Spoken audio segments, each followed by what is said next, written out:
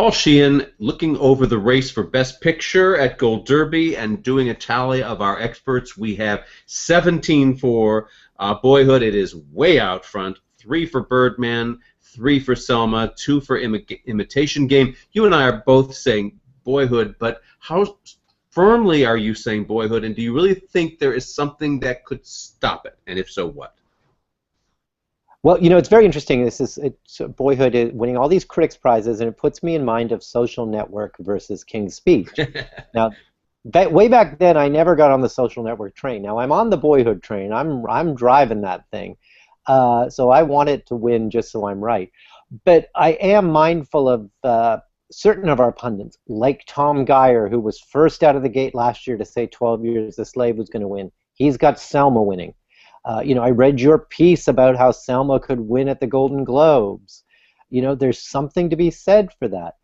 And I'm also mindful of another, you know, we're stats obsessed here, but the fact that Boyhood will not lead Oscar nominations. I mean, aren't we predicting it to maybe get 6 or 7 Oscar nominations at best, Tom? And that's pretty low for a Best Picture winner to kind of be going into the ceremony with that few of nominations, isn't it?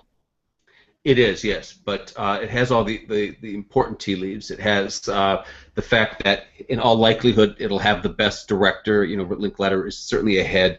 He's the director du jour. But here are the scenarios of where the race could turn, and we know it's all about momentum, and it's all about you know, just pacing. And I could actually see Inarritu winning DGA. I'm not predicting he would, but I could see it happening. This is a man who is celebrated as a director. I could see them also going for Ava DuVernay. Not that they consider the film such a directorial achievement, but she is such a hot emerging star. I think Boyhood is vulnerable. I think the race is not done here at all, and that in all likelihood, Critics' Choice will go with Boyhood, but we know Boyhood and Birdman will win at the Golden Globes probably. There is the possibility of some upset there, but DGA is where I think things could turn, and I think there is an opportunity for something else to sneak in, because the support for Boyhood isn't the same as, let's say, the year of The Hurt Locker when a small indie was out front. That's right. And I was going through denial, saying it can't possibly win, but of course it did. Well, and actually, let's not forget the other guild, PGA. That's, I believe, where the Social Network came to a screeching halt when PGA gave it King's Speech Best Picture. PGA uses that same darn preferential ballot that the Oscars does, and so you know, last year we had a tie at PGA, an unprecedented tie. So they didn't give us the answer that we were hoping for when it was sort of the 12 years versus Gravity. I think what's fun about this year, though, is it isn't a binary choice. It isn't Social Network versus King's Speech, 12 years versus Gravity. You know, last year a lot of us were saying American Hustle until those nominations came out. This year I think it's exciting because, you know, Boyhood, yes, it's winning lots of critics' prizes. I just reported today it won over 2 more critics groups, Chicago and Toronto.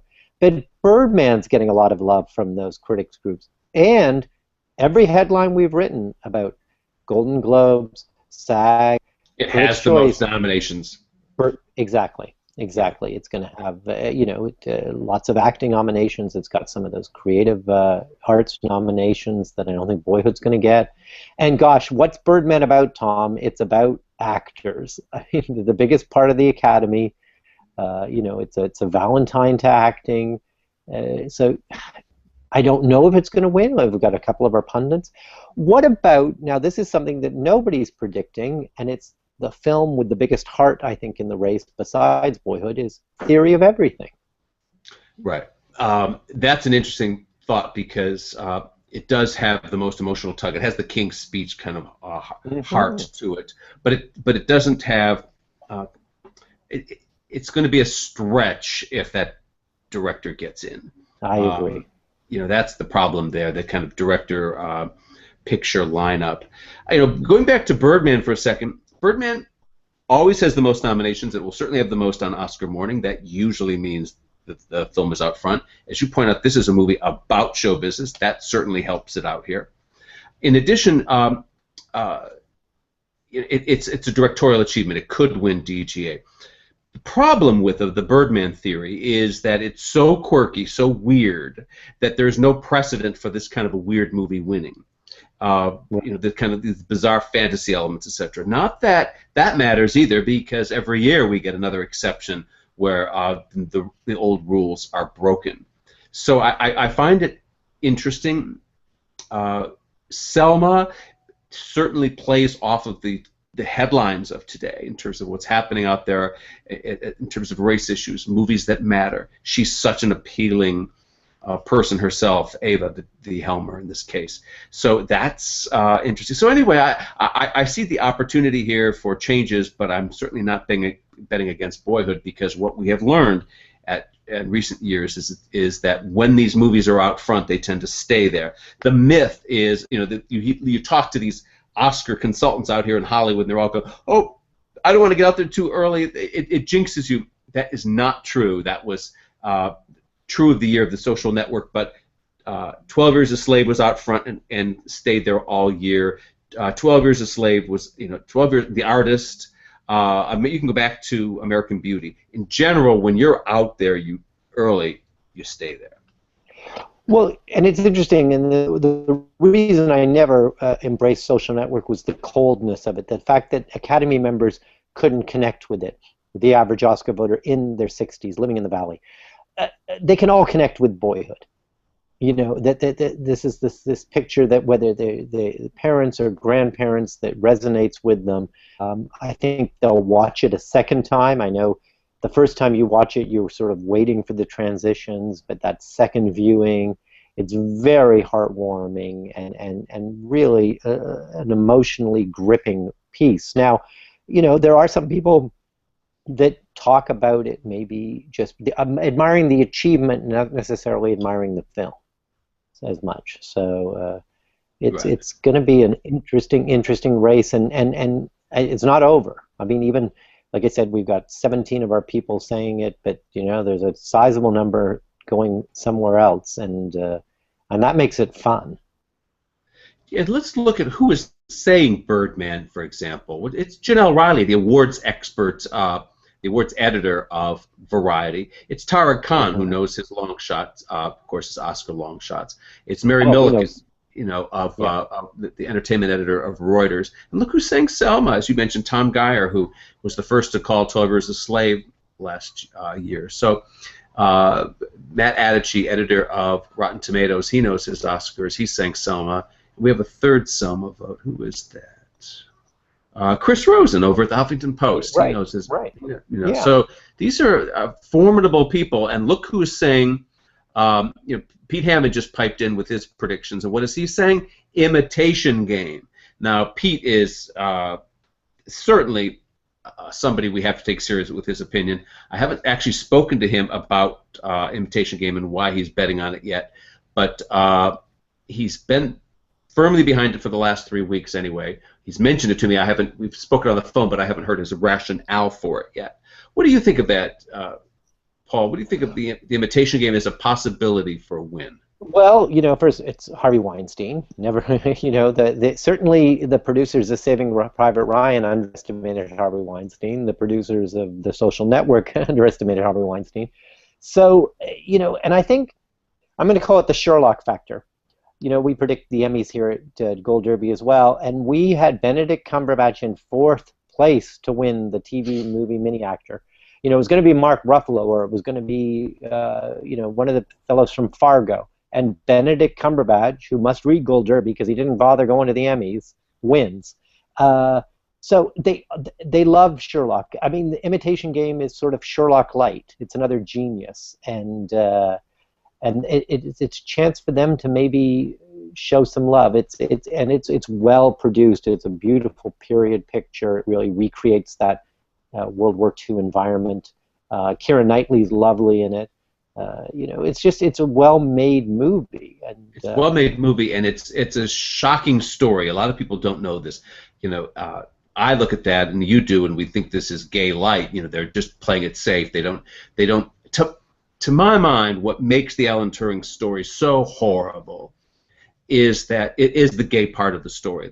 That this movie focuses on on him breaking the code, of course, and then just has this little by the wink at the end. By the way, he was gay, and Britain, castrated him chemically, and then he took his own life. Well, to me, that's the story. Here's the man who saves Britain and the free world, and what do?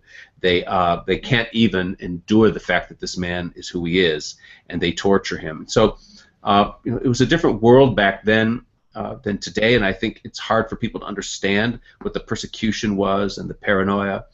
And they just didn't want to bother with all that because they were telling another story. Also, I think there was a fear of the Brokeback Mountain syndrome, which was if you show true gay sex, or at least as close as they did in Brokeback, and worse than sex even, I think they could take the sex, it's the romantic yearning, the genuine romantic yearning for one man with another freaks them out, them being the Academy members. So this movie plays it safe in both of those cases. They can feel good, the Academy member. Oh, it's a gay-friendly movie with a gay theme. He's persecuted like Tom Hanks in Philadelphia. This kind. It's friendly, and of course it's a famous straight actor playing gay. So it kind of fits all those safe things.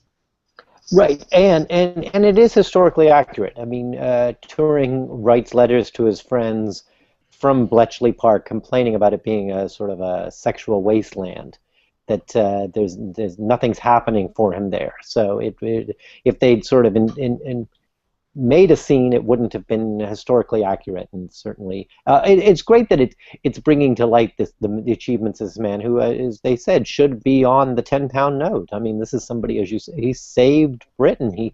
And at those end credits, they talk about the number of lives on both sides saved by him breaking the code, that shortening the war. Now, having said that he wins the Emmy, surprisingly, I don't necessarily see him winning the Oscar. I think his Eddie Redmayne, boy, isn't he coming on strong? I mean, Theory of Everything may not get traction in the Best Picture race, but isn't it now Eddie's Oscar to lose, Tom? Well, let's defer to our experts. This is very interesting. It certainly seemed as if Michael Keaton had this race all sewn up. He was way out front among our experts, and now they're tied. Now, you have to be careful with our predictions right now in terms of the tally, and that is I've been cracking the whip behind the scenes at Gold Derby, and if the experts haven't updated since in the past 10 days, I've pulled them from the charts. This is what we do all the time. It's that I threaten these experts. If you have to update, or I'm yanking you from the chart, and it usually works. Usually within a day they update. Well, I threw several of them off the other day. And they're just now slowly coming back. There are still two, I won't name them, who are slow getting back on. One of them was previously for Redmayne. One of them was previously for Keaton. So the tally, the official Gold Derby tally in our rundown is 11-11. So when these two pundits come back, is presuming they still are backing who they did before, it's tie. So this is neck and neck here, and I think that what makes it very interesting is Keaton has the backstory. He has the triumphant return of the actor who walked away from films after the big franchise films, all of that. But Keaton is not warm and fuzzy, and he's not been around campaigning. He's off making movies. Now he gets back, I think it's this week actually, and starts campaigning in Hollywood. He can turn that around. But even if you saw him on Charlie Rose, as I did a few weeks ago, he was very cocky and very, very kind of distant and condescending, where Eddie is so charming and lovable and adorable. And Eddie has the slap the sud syndrome, but he kind of gets over that because he plays the handicap thing here. I just think that there is a heart, the same kind of heart that the King's Speech had, that helped Colin Firth win there, that Eddie has in his favor here, and the British thing going for him too. That I see the motivation, the stronger selfish motive for the Academy member voting for Eddie than Keaton, even though the Keaton story, fictionalized in Birdman, is their story. Help me out here, Paul. Give me your view on this. Yeah, no, I do. I would say with Michael Keaton, I think he's got a bit of an offbeat sense of humor, and so I don't think it's cocky or arrogance. I think it's just that quirky. I agree. He's Bill Murray light. Harvey couldn't get him in the race, by the way, with St. Vincent. But it's so I think that. But unfortunately, and we've been to these events. I mean, there's a lot of schmoozing of Oscar voters, and Michael Keaton was away making a picture. He couldn't do it. Eddie Redmayne, boy, just charms everyone. He swooshes into a room and headline yesterday that he just got married, and everyone likes him. I mean, and he's a respected actor. He won a Tony Award a few years ago for a play that he did with Alfred Molina. And he does Shakespeare when he's not making these movies. This isn't some pretty boy who doesn't have some gravitas to him. And certainly, I think that's what's so great about Theory of Everything is, the way it opens and the energy of it, and him, sailing through the streets of Oxford on the bike and all that, and it's just you can see why she falls in love with him. He's so charming, and so and why she stays with him. So it's going to be interesting. It's going to be interesting to see what happens after the nominations, and I think we might well have our lineup. I just wrote a piece today about 18 of these contenders have gotten SAG, Globe, and Critics' Choice nominations. I mean, that 18 of the 20, because we're talking about 4 categories. Wow. Yeah, sorry, not just the best actors. Yeah, and so you could be looking at a lot of those people as in your lineup. But I wonder about, and I'm going to get his name wrong, the man that plays Martin Luther King, David Oyelowo. Oh yeah. We're going to keep. Boy, I just finally learned. It's yellow with an O at the beginning and end, so it's yellow. Yellow. Right. So, another real life person, a hero, and somebody we've not seen as the centerpiece of the film. That's fascinating, and I just put up a piece this afternoon. Really interesting how they got this thing made by not using the exact words of Martin Luther King, by not quoting his speeches, therefore not needing permission from the family, which has them copyrighted, and they got this picture made. And like you said, Ava DuVernay is such a great spokesperson for it. People and there's the Oprah factor. You've got Brad Pitt behind the scenes as well, producing it. She introduces these films, and this film, and it turns into a revival meeting. I don't know. I like this year where we're not. Yes, we're looking at things that are front runners, but there's others that could come along, sneak on the inside. Yeah, and Benedict Cumberbatch is a factor here. He pulled off the upset at the Oscars.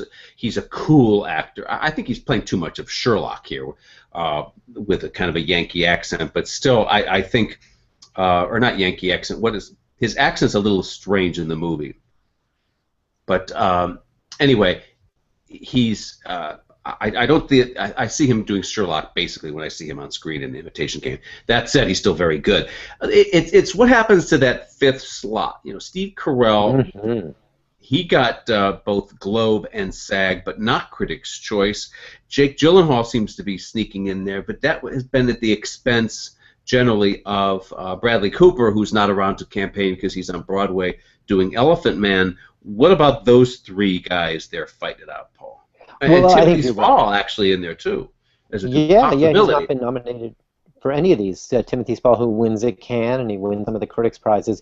I think Bradley Cooper might have to be content with a Tony Award for The Elephant Man. I'm not sure he's going to get in. And I think it's interesting. I think American Sniper and Unbroken are both suffering a little bit from a backlash against the military and militarism, and so I think that's hurt him. And like you said, the fact that he's in New York, he hasn't been able to do any appearances in L.A. Jake Gyllenhaal, that shows you the power of campaigning. And when we get to Best Actress, we'll talk about Jennifer Aniston. The fact that they were doing screenings in phone booths for people. I mean, those two went anywhere and everywhere to show their movie to people. They're small little movies. Well-made movies, especially Nightcrawler. I mean, there's some people talking about it getting a Best Picture nomination. Even it could actually get in there. It's fantastic, yeah. And we both would love, I think, Rene Russo to be nominated. Oh, wouldn't that be nice? Yeah. Yeah. Her husband wrote and directed this. It's his first film as a director, and she hasn't made anything in about 6 years because nothing's come across her desk that interested her.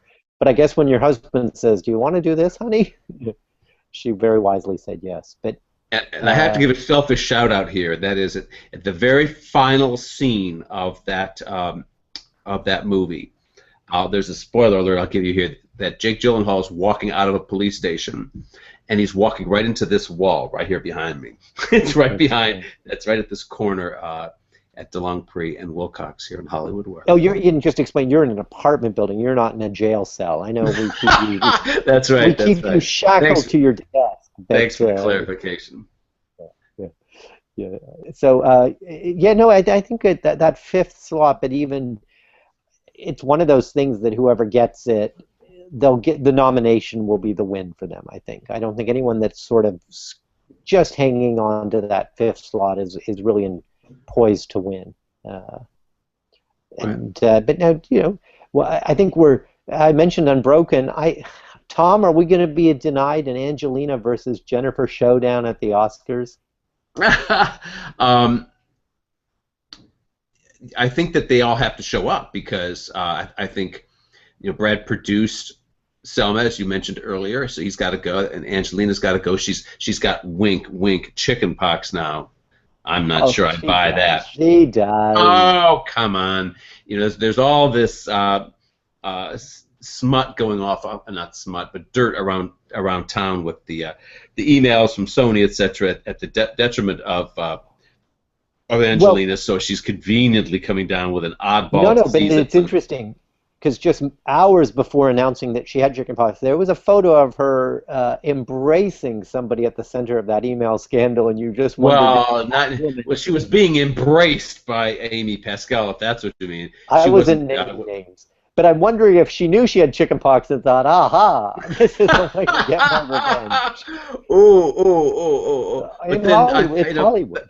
Jennifer Aniston is an interesting case in point because I was skeptical that she could pull it off, but of course what she's done so shrewdly is she hired Lisa Tayback, who was recently split with Harvey Weinstein. She delivered those Best Picture wins for The Artist and The King's Speech for Harvey, and she's also worked on campaigns for Paramount, Sony. Matter of fact, this year she was on the Interstellar campaign for Paramount, and she was on doing some freelance work for Sony as well. But she took on this whole Jennifer Aniston thing and said, you know what, we could probably make this work. This is a film, by the way, that has no major distributor, but I think there's a lot of love for Aniston out there, and it's such a weak category that there's room there for someone to sneak in. The question is, can she go all the way? I don't think so, but she certainly looks good for that fifth slot for nominations now, doesn't she, Paul?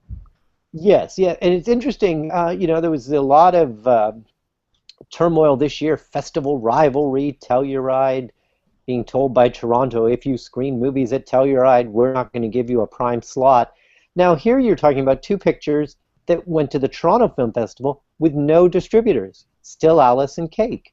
And based on the strong reactions there, people like us saying that there was Oscar buzz attached to both of them, they have distributors, especially, in the case of Still Alice, Sony Pictures Classics set it up. And I know that, we don't like to say somebody's a lock, but boy, doesn't Julianne Moore seem as close to a lock as you could get. I had a conversation with an Academy member in New York several weeks ago who said to me, I have no intention of watching this movie Still Alice about Alzheimer's and all that, but I'm still going to vote for Julianne Moore. That's what a lock she is. And I would caution people because I went on that ride with Gravity last year believing Oscar voters that said that they were not going to watch 12 Years. I just didn't think that they would vote for it, even though they haven't watched it, right? There is some of that. There's some of that. I saw some of those same Oscar voters this time around, and they said, well, we just felt we had to vote. We had to give it. It was time, to quote the Fox Searchlight billboards. Right. And I think there's a feeling about it being time for Julianne Moore. She's lost 4. And I believe one of the Oscars she lost was to Best Actress for Far From Heaven. And Tom, remind me, who was it that won that year for Best Actress? Oh, my dear friend, yes, Nicole Kidman for that crap. Go ahead. Now, I have a feeling, did she lend that nose to Steve Carell for Foxcatcher? Yes, and as a matter of fact, I told Carell that the night of AFI. he said, he asked me, am I going to get in time? What do you think? And I said, well, yeah, Steve. I said, look, if Nicole Kidman can win for A Plastic Nose, you can certainly get nominated. But now I'm kind of wondering. He's still my prediction, and I think he will because it has the physical transformation. He does really sound different. That he's you believe he's somebody else, but what he's missing in that movie is a big dramatic scene. He doesn't have a plate smashing scene or something. I was a bit surprised that Bennett Miller didn't give him that. Yeah. I have to say, all these voters talk about the fact that they it's interesting, and they with a very jaded eye, and they were looking for moments of seeing Steve Carell, for seeing Michael Scott from The Office, and they were very pleased that they didn't see any of that. And that gets him bonus marks, that he didn't rely on any of that shtick. But I feel with but switching over to Best Actress just again, that it's interesting, and they say, oh, it doesn't matter, but I don't believe them. Things like Reese Witherspoon already having an Oscar, I think, has hurt her for a while. Absolutely. She's already got one, and Julie doesn't. What they call Julianne Moore, I believe that it's Hollywood and it's cold, but there's also sentimentality. There is, let's talk about the sentimentality for a second, because we have to be very watchful of a Nicole Kidman syndrome happening here, which was, of course, I love to trash the hours. It's the movie I hate the most out of recent Oscar winners. I realize quite a few people listening to this or watching this video are going furious. I love the hours, people say. Anyway, I don't, and I'm not afraid to trash it, and I would, in fact, love to trash it. So anyway, I think that she won the Oscar that year because she had just been dumped by the box office king of Hollywood, Tom Cruise, of course. She had just lost the year before for Moulin Rouge, and even though she has less screen time than Meryl Streep and Julianne Moore in the movie, she wins for lead actress. And there was a lot of debate behind the scenes that year with the Oscar consultants and the studio and so forth and the producers that Nicole refused to dip down to supporting because everyone knew she was going to win because her backstory, the whole Tom Cruise drama thing, Hollywood wanted to embrace her. Now, that said, Jennifer Aniston has a very similar narrative this year. Not that she's found love again in her own case, but still, it's hard to look at Brangelina and not think of poor Jennifer. I mean, there's a poor Jennifer thing in all of us that still we still feel bad for her. So, the movie's fine. Her performance is good, but she's still Jennifer Aniston up on screen. But I don't think people would be voting for her. I guess my question to you, Paul, is: do you think we could have a repeat of that sentiment? Of let's give a hug to Jennifer because she's the spurned lover of Brad Pitt, the same way that Nicole won for that. I'd say no, and for several reasons. One is it is kind of ancient history now. It's not fresh in their minds. Not to me. I'm never getting over it. I don't care what you say. Oh, you're still listen. You still can't believe that Eddie left Debbie for Liz. So That's right. That's true. Or and as somebody that was there at the Fatty Article party, I mean, you've been around. Tom lives in Hollywood, around Hollywood for a long time. But and I think, and this is she's a TV person, Jennifer Aniston, and there's still, I think, a little bit. On. So was George Clooney. Give me a break. Well, but then he does his Batman, and that's a flop, and then he sort of goes away and comes back, and and it's a slow rise, and he's working with prestigious directors, and it so took him a while. Sally Field. Give me a break. Come on. Yeah, but it took her a while. Nun. No. But I'm saying that all these people, like Jennifer Aniston, I mean, she had a couple of pictures, including one with Jake Gyllenhaal when she was on Friends, that didn't quite get her this far. So I'm just saying the perception is of her that she's a TV person. I think there's still a bias against people like that. I don't think that Benedict Cumberbatch has that because he's British, and that kind of gives you a pass. But I'm just saying that I think that all right, I partly agree with you, but I think she's more of a threat to Julianne Moore than you do. If I were Julianne Moore, I'd have a Jennifer Aniston voodoo doll at home and a pair of scissors, just keeping her at bay and in check, just in case she's coming up on the outside. Well, I think what it does do, and especially if you're working on these very small movies like Still Alice and Cake, is it gives you the impetus to keep going. In other words, if you're the consultants and you're saying, no, do this, Julianne, do this, Jennifer, and I think they get it. They know. I know that I have seen you with more than one star give them the Tom O'Neill lecture about what you need to do to win an Oscar, and I think you'd be. Right. What Paul's talking about is sometimes early on in these races, I sit these stars down and I yell at them and say, "Now and I've done it with everyone, including Penelope Cruz. I'll tell that story for you. Paul was with me there, and every time I would then see Penelope Cruz after that, she would remind me that how I really throttled her and made her take it seriously, and of course she won. But anyway, the point of this is that Jennifer knows how serious this is, and she's working it. She's doing the campaigns, the Q&As. She is making herself available to media like Gold Derby, and she, although we haven't booked that chat yet, but she's doing what, let's say, some of the others are not. Now, let's move over to some of these other categories, Paul. I think that J.K. Simmons is in. I worried about him as winning supporting actor because what we have seen recently is these, with the exception of Christopher Plummer and Beginners, in general, in order to win the supporting actor race or supporting actor or any of these acting races, you have to be in a movie nominated for Best Picture. It didn't look like Whiplash could break through to Best Picture, let's say 4 or 5 weeks ago. Now I think a lot of us are predicting it. Well, I certainly am.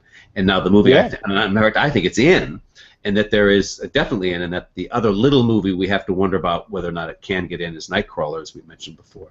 But I don't see anybody that could beat Simmons now, and I think all of the negatives that would hurt him before, like will his movie be nominated for Best Picture, I think all of those have been resolved. He also plays a villainous character, which we've seen a lot of those win the supporting race in recent years, from Javier Bardem to Heath Ledger to Christoph Waltz, right? Absolutely, and the other fact, he's this veteran character actor. Boy, I mean, 6 Degrees of J.K. Simmons. I think a lot of people in the Academy will have worked with him. That's a good point. And I think that makes a difference. I think that that category tends to be the Veteran Achievement Award. I mean, Robert Duvall will probably get nominated, but he's got an Oscar. I would say if Robert Duvall didn't have an Oscar, he'd be a huge threat. Even though the judge isn't going to be nominated for Best Picture, but he's got one, so they can they don't need to check his name off. And Simmons is the villain winning at the Oscars is a fairly new phenomenon. You can go back to the rare cases of where Kathy Bates or Anthony Hopkins won, and then in the old days, other than that, villains didn't win. But the kind that have been winning recently are the winking kind, the winking devil. Yeah, that's right. And Whiplash, Simmons does play that. Especially it's no spoiler alert, I guess, but as the movie progresses, it becomes more and more of a winking devil. So I think that's, so you're rooting him on, as evil as he is. The deep, dark side in all of us is actually rooting him on. Shame on us. Now, Patricia Arquette, if Boyhood wins Best Picture, Patricia Arquette wins this. We know that Best Picture usually wins an acting prize, even if it's in supporting, as Javier Bardem learned with No Country for Old Men, etc. Anybody can be, Patricia Arquette really is a lead actress in the supporting category. I would like to think Meryl Streep could beat her for Into the Woods, but it's a too cartoonish role being a witch. What's your take here, Paul? Well, it's interesting, and I'm again mindful of Oscar consultants, and I know there was a conversation about Patricia Arquette, lead versus supporting. Oh, that went on a long time. Yes.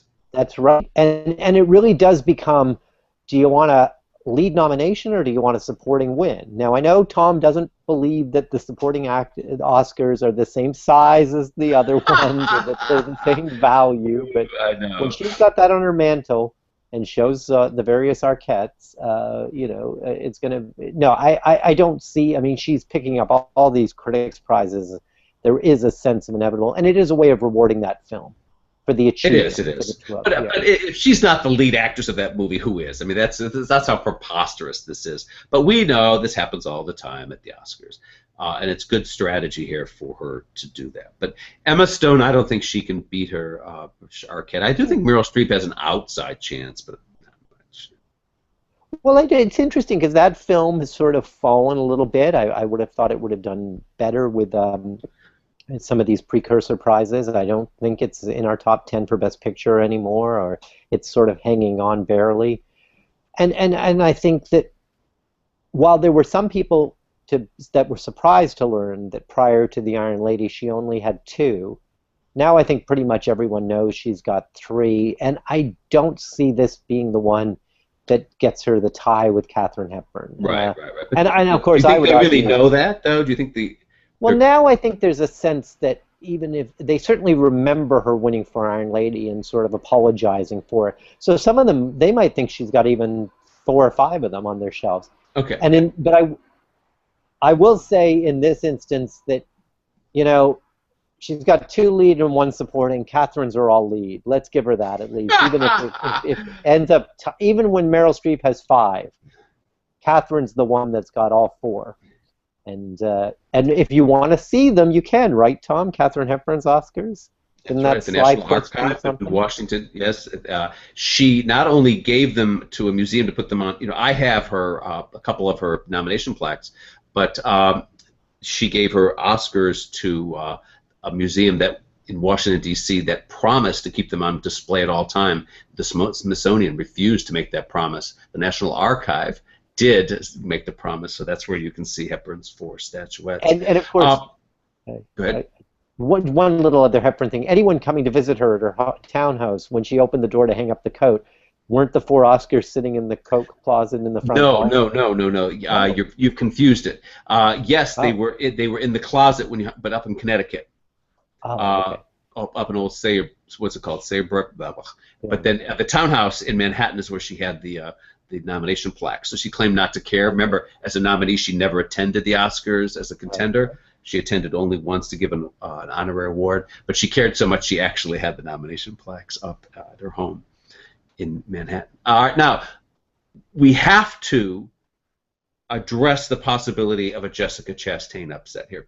We have to acknowledge that Hollywood and the media is so hell-bent on giving that woman an Oscar for anything. There's just this Jessica Chastain worship that goes on in media circles. Could that translate into an upset here? Keep being mindful, Paul, of the fact that upsets happen when they happen most often in the supporting categories. Oh, sure. I mean, I think Lauren Bacall went to her grave still wondering. They called Juliette Binoche's name, not mine.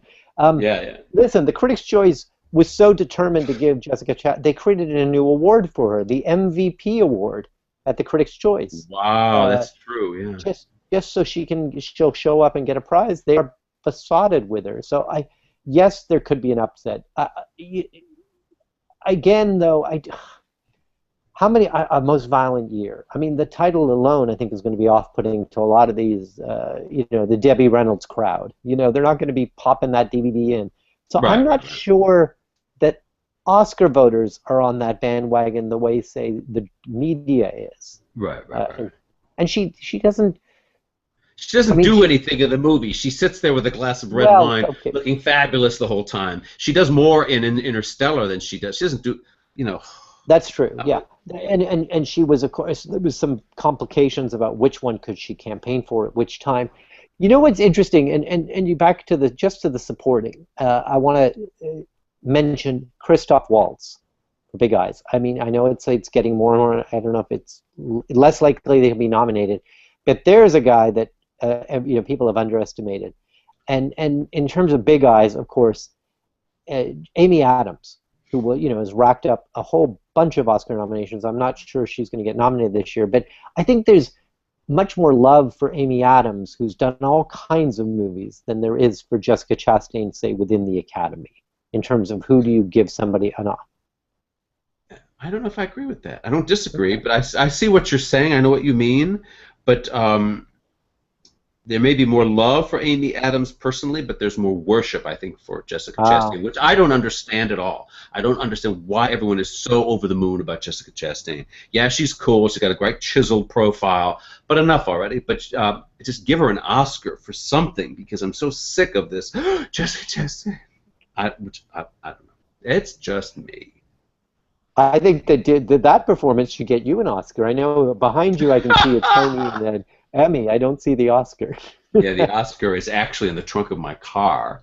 I was over at Lionsgate yesterday meeting some people, and because I often pull out the Oscar statuette when I'm making presentations and stuff, and I was meeting with some executives there about something, and I forgot they not only have one, they have Best Picture. So I was meeting with one of the executives, and he said, "Well, that's really nice, Tom, but right behind you is ours," and it was, of course, Crash. It was like, And oh. listen, I'm just going to... He's saying it's in the trunk, people. No, he's pulling a Betty Davis in the Star, and it's on his dashboard. He takes Oscar out for a drive. Next to the bottle of Four Roses, right? Well, listen, I think we should let you get back to that. So I think we've gone on enough here about these races, and I don't know if we've given any answers. We've raised lots of questions. No, but I think we've had a good, intelligent discussion. Okay, Paul, we will pick this up again soon. Meantime, thank you, and quit stealing my predictions, would you? Bye-bye.